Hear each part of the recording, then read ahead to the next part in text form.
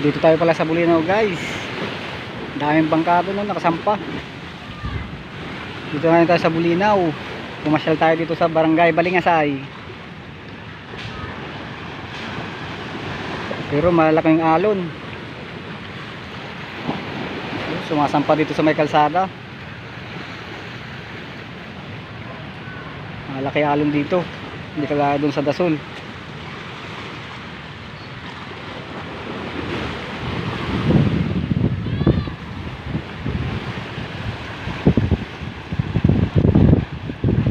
Sa Dasol naman paghabagat, ganito din kalaki yung alon.